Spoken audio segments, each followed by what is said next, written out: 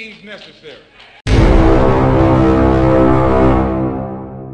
Saludos desde Teleca en Vallecas y bienvenidos a un nuevo viaje del transatlántico.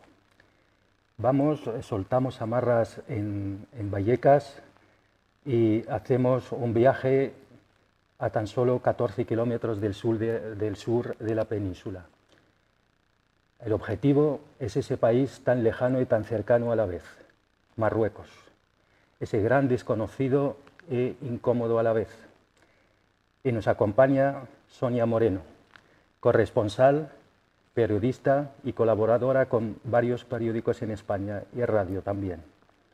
Bienvenida, Sonia, muchas gracias por aceptar la invitación. Buenas tardes, muchas gracias a vosotros. Me consta además que sus primeros pasos en el oficio del periodismo ha sido en esta casa, así que le damos la bienvenida a tu casa. Muchísimas gracias. Efectivamente, hice las primeras prácticas cuando acabé la carrera de periodismo en Madrid, aquí en Teleca. Bien, Sonia, como gran conocedora de Marruecos, todos vivimos a diario, los que nos interesamos por ese país, ese gran país, movilizaciones cotidianas prácticamente diarias, detenciones masivas, detenciones activistas, a militantes pro derechos humanos, a periodistas. En un titular, ¿cómo describiría la situación social, política, pero sobre todo política del país vecino actualmente? Pues llevo 8 años en Marruecos, llegué en el 2010.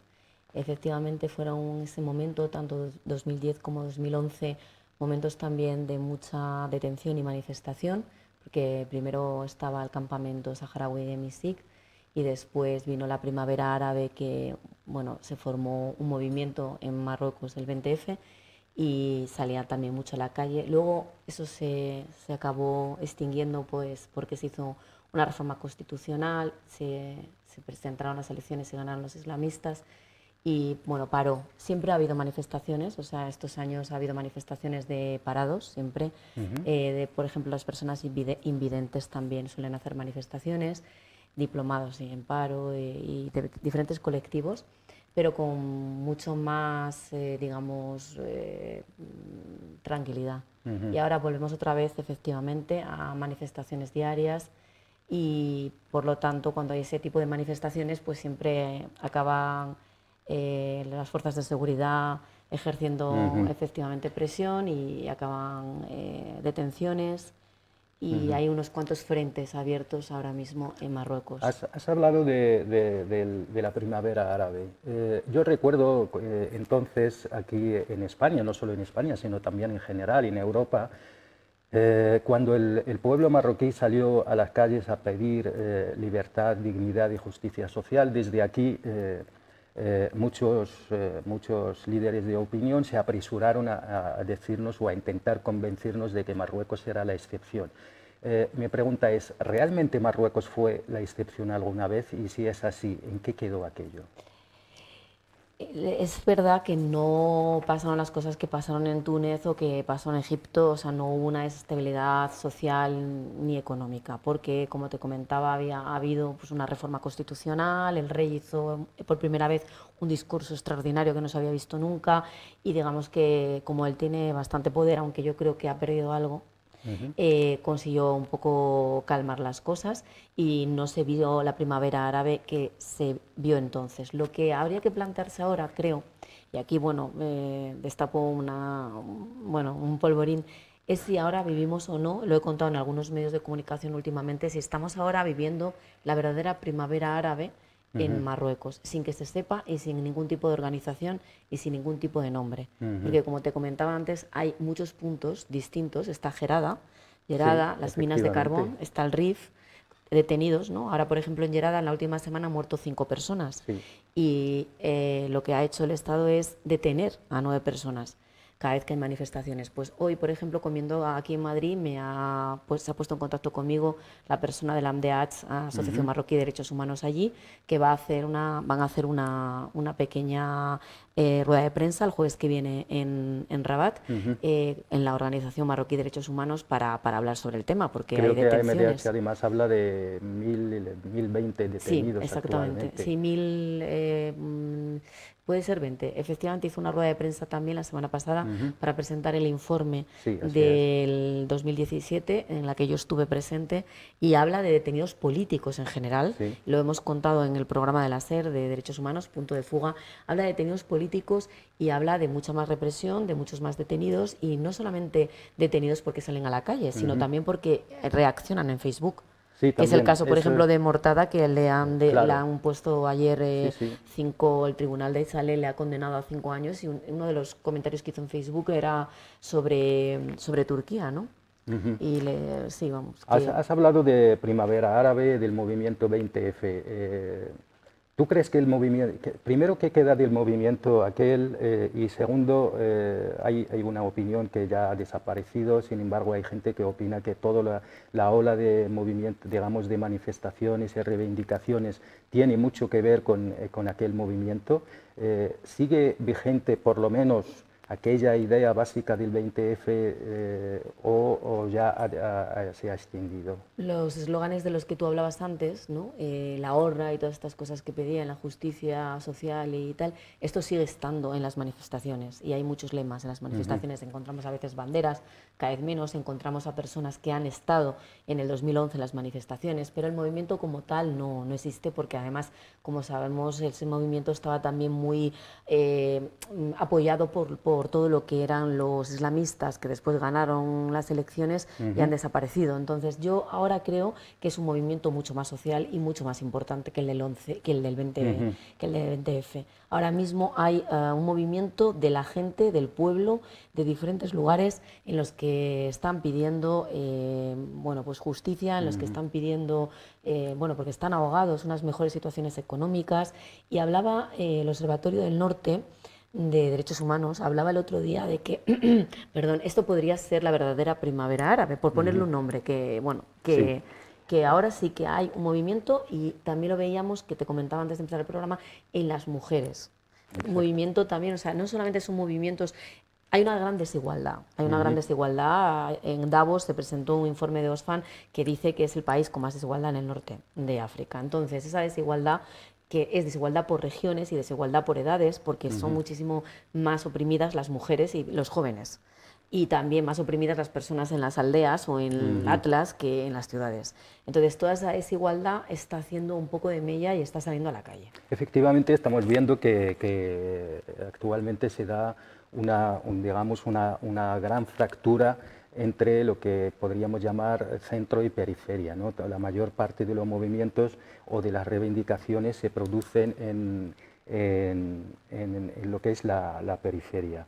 En ese mismo sentido, llevándolo al tema de los partidos políticos, Mohamed VI, en el último discurso de la inauguración del nuevo curso político, instó los partidos a renovarse y a intentar, digamos, conectar con la población. Conociendo la historia de la monarquía a la hora de todo ese proceso de vaciamiento de los partidos, pero no solo de los partidos, sino también de todo tipo de organizaciones sociales, sindicales, ¿qué opinión le merece ese discurso? Y sobre todo, ¿cuál es la situación actual, digamos, de la izquierda y de la progresía en general en Marruecos? Hombre, supuestamente apareció un partido bastante de izquierdas, ¿no? El de Nabil al-Mouni, en el que lo que llamamos los periodistas el Podemos marroquí, en las últimas elecciones que hubo en el 2016, pero luego al final, cuando empiezas a entrar a profundizar, todo está muy debajo de un paraguas de la monarquía. Los partidos políticos no toman decisiones sin la Casa Real, ¿no? Claro. Hoy, por ejemplo, lo vimos, Macron vino a inaugurar el tren de alta velocidad y ayer el gobierno marroquí no nos sabía dar una agenda. Hay que ir a Palacio para que te dé la agenda de lo que va a hacer, que también, por otro lado, estaba invitado por Mohamed VI. Entonces yo creo que efectivamente hay una imagen que quieren fomentar de turismo. Quieren un poco, a mí me recuerda un poco la época de Fraga aquí.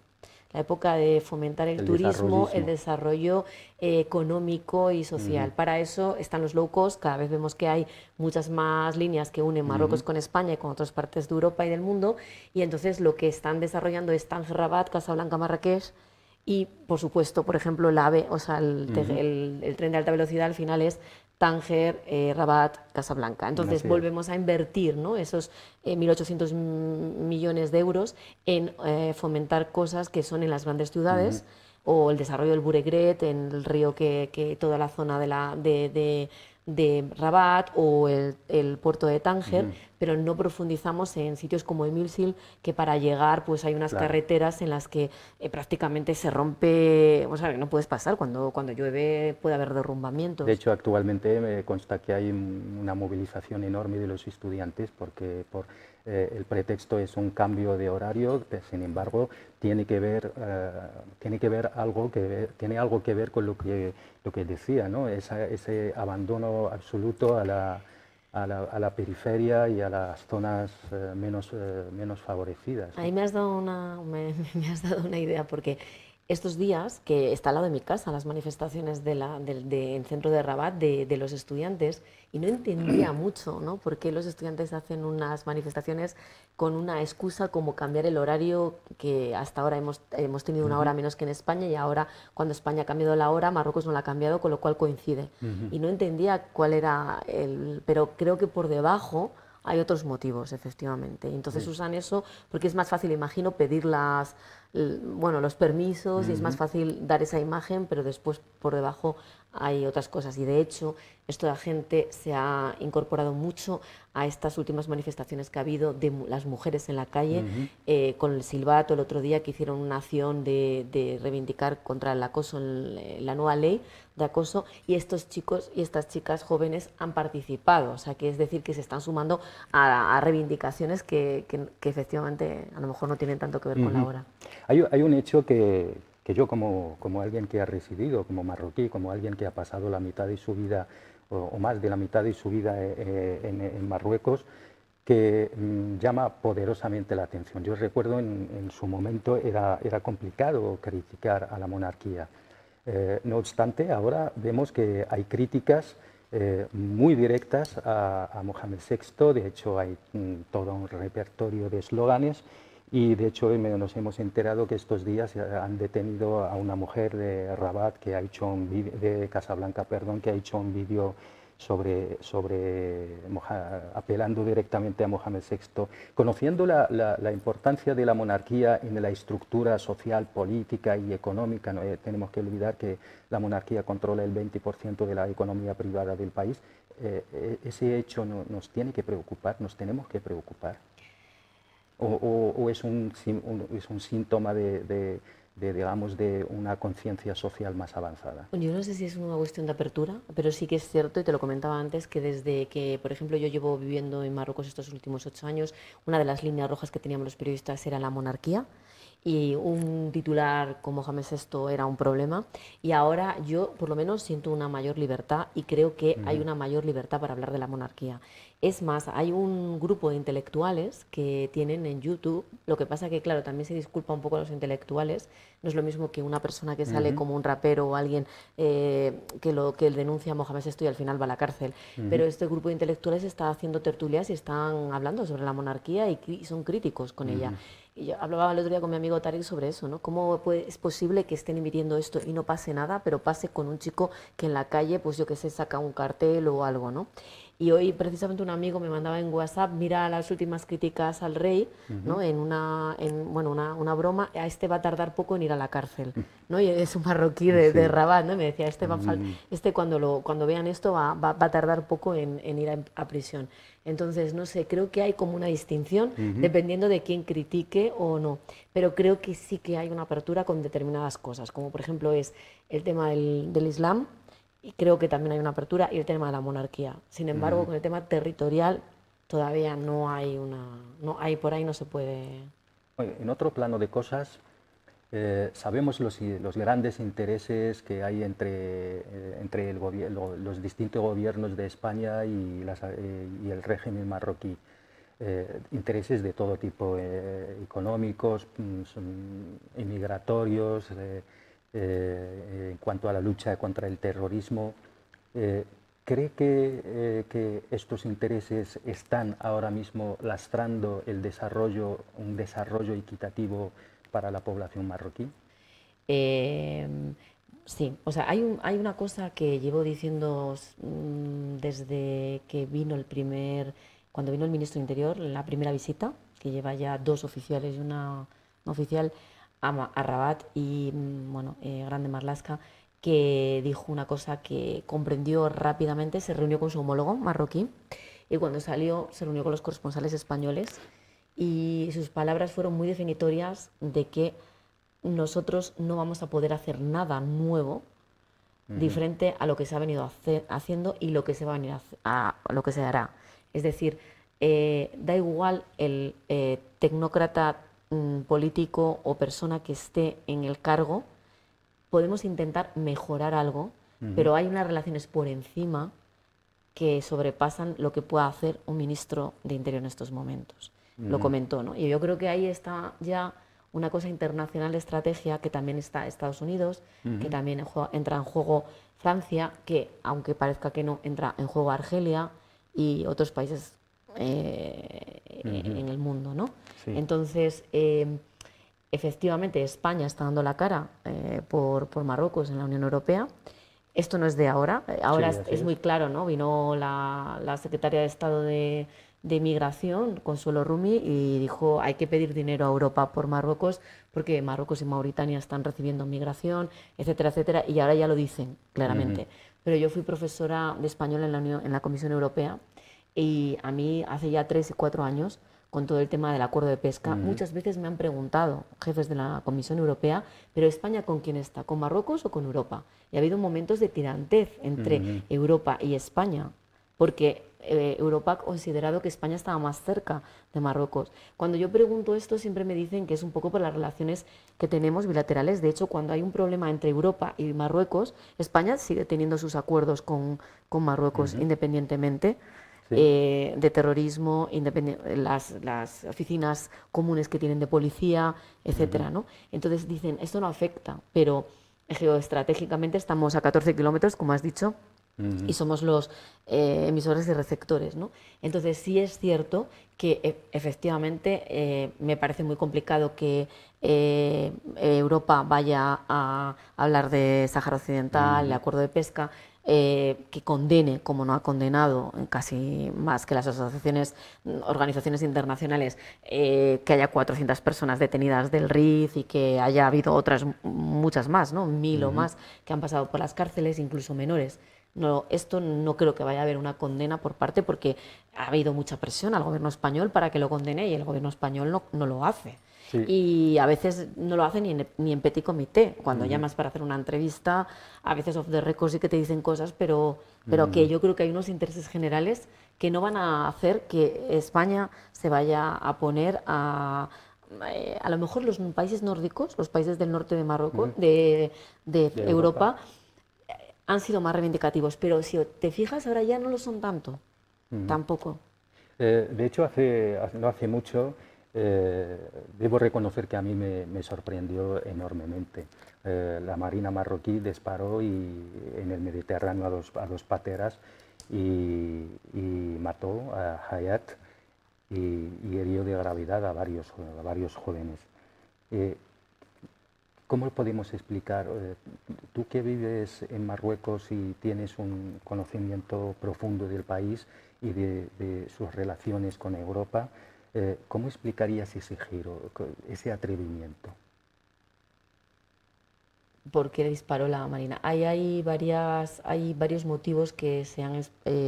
por un lado dicen que si se han puesto nerviosos porque puede ser que estas lanchas estén con narcotraficantes. Bueno, sabemos que este verano ha habido unas cuantas embarcaciones que ellos llaman fantasmas, que han entrado a las playas de fundamentalmente Tánger, Tetuán y Alhucemas, a recoger a supuestamente personas que estaban bañistas, que estaban ahí, que les decían vamos a Europa, y se subían y gratis les traían.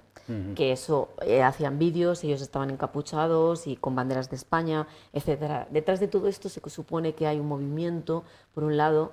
A mí hay gente que me ha dicho de asociaciones en Marruecos, y lo he contado en algunos medios, que es una venganza de los narcotraficantes o un pulso que le hacen a Marruecos porque Marruecos ha estado haciendo algunas operaciones antidroga como la de Dagla del año pasado, etcétera, y entonces que es un poco como un pulso para que les dejen trabajar en el estrecho porque está habiendo un cerco muy grande con los narcotraficantes. Hay gente que dice que cogen a estas personas para nivelar o para que, por ejemplo, ahora he contado también que están saliendo muchas pateras con jóvenes por la parte de Canarias, y sí que son gente que son narcotraficantes, y muchas veces es también para ocultar que lo que llevan es droga. Hay menores que están entrando en España y están entrando con droga en las pateras porque aparte de pagar, les mandan, o sea, es como un requisito para entrar. Entonces, ahí hay muchas cosas mezcladas. ¿Por qué la Marina respondió así? Ellos dicen que es porque creen que ahí había narcotraficantes y que llamaron la atención y que no pararon. Pero eso tampoco se condenó mucho, ¿no? O sea, no hubo una condena a pesar de que se ha muerto esta chica. Y de hecho le hicieron que retiraran a sus padres una placa que había de mártir, ¿no? Sí, y han intentado verlo como un accidente que iba dirigido a, no sé si, porque había una lona, ¿no? Dicen. sí. Entonces yo no sé si verdaderamente la Marina marroquí se hubiera atrevido a disparar contra jóvenes. Eso es lo que habría que tener la seguridad. Sí, sí. Hablando de Hayat, la joven que ha sido asesinada en esa patera, me gustaría, aunque en términos generales, sé que no es fácil, pero una descripción algo general de la situación de la mujer en Marruecos y sobre todo, y eso quizás es lo más importante, del movimiento feminista en Marruecos. Bueno, yo en este caso, Hayat, y yo creo que como muchos de las personas, y eso lo tenemos que empezar a entender, que las personas no se meten en una embarcación y se juegan la vida, sean marroquíes, sean del África subsahariana, de donde sea, solamente por temas económicos. No es una cuestión solo de dinero. Hay una cuestión de represión, hay una cuestión de, bueno, pues personas, es lo que yo le comentaba a Consuelo Rumi, ¿cómo me puede decir usted que los marroquíes no son susceptibles de tener aquí un refugio? Si es un homosexual va a ir a la cárcel porque está así en el Código Penal.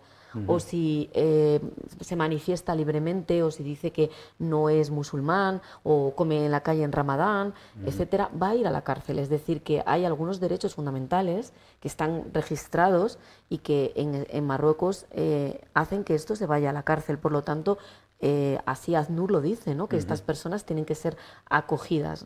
Entonces, hay muchas personas que se montan en una patera, como por ejemplo el caso de Hayat, que no es solamente por dinero, aunque vivía en la miseria. Yo creo que son personas que incluso han estudiado en la universidad, como es este caso, donde sus padres han hecho un esfuerzo y ellos no quieren vivir allí porque no tienen unas libertades como ven en Internet que puede haber en otros países.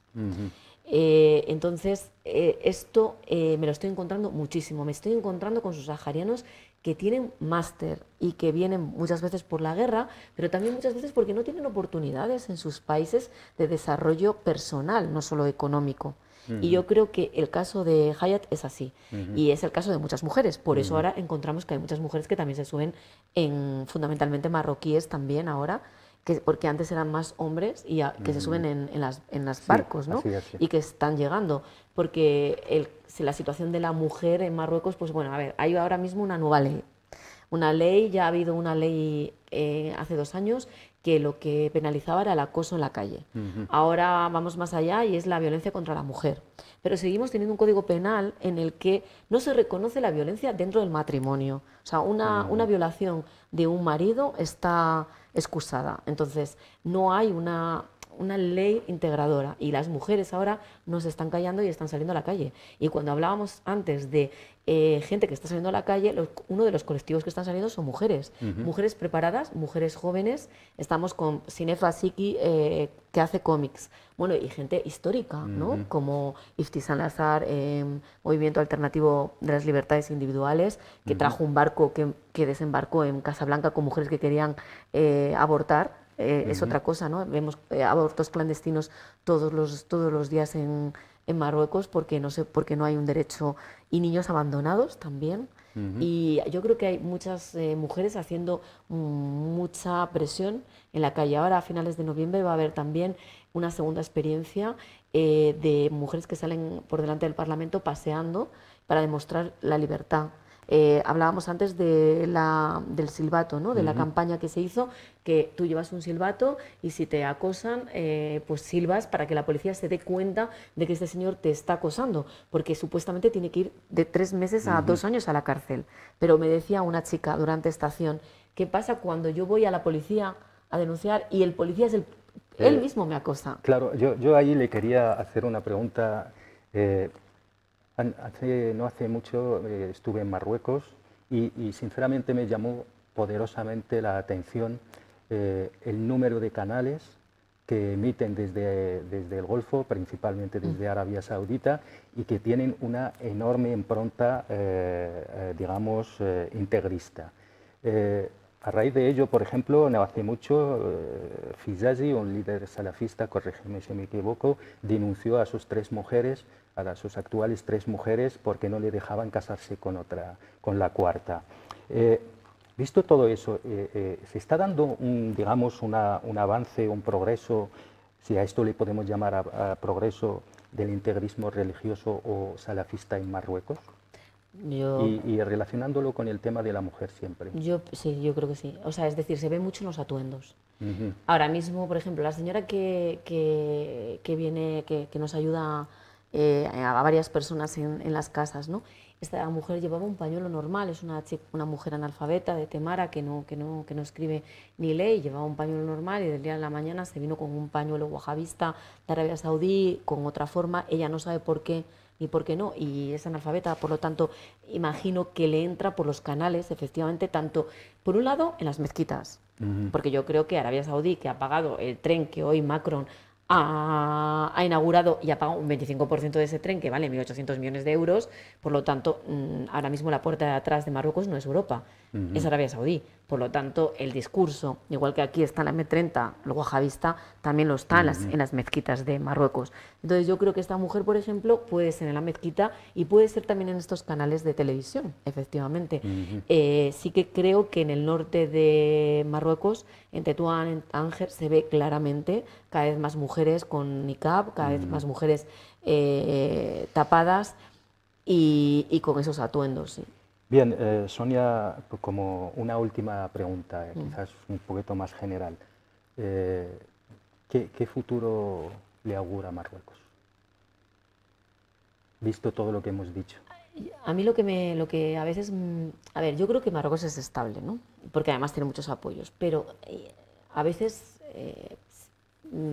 hay momentos en los que piensas que cualquier cosa pequeña, como pasó en Túnez, ¿no?, puede explotar. Hay ahora mismo, como te decía, muchos frentes abiertos en muchas cosas y la gente está un poco ya enfadada con determinadas cosas. Entonces, en cualquier momento, por un lado, vemos una parte más, digamos, de democratización. El otro día pues estuve en el Parlamento con un congreso que hubo para preparar el congreso que va a haber de migración y encuentras que la gente está cambiando mucho, pero el problema es que no todas las capas sociales y hay una gran desigualdad.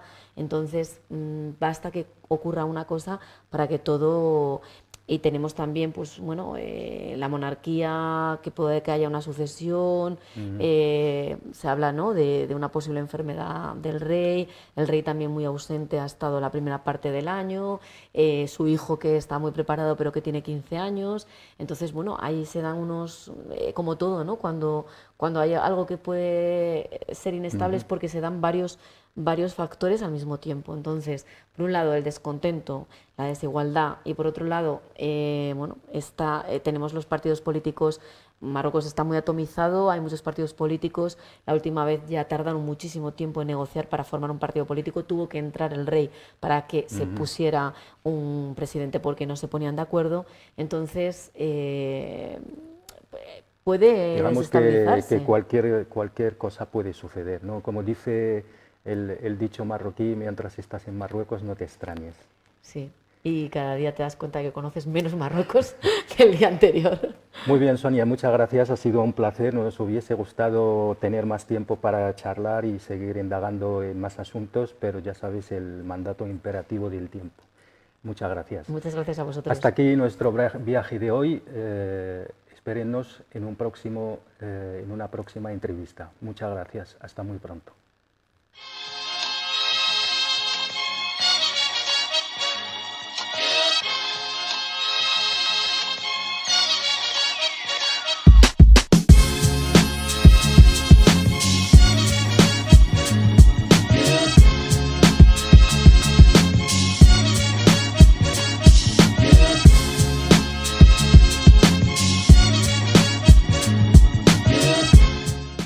Any kind of action by any means necessary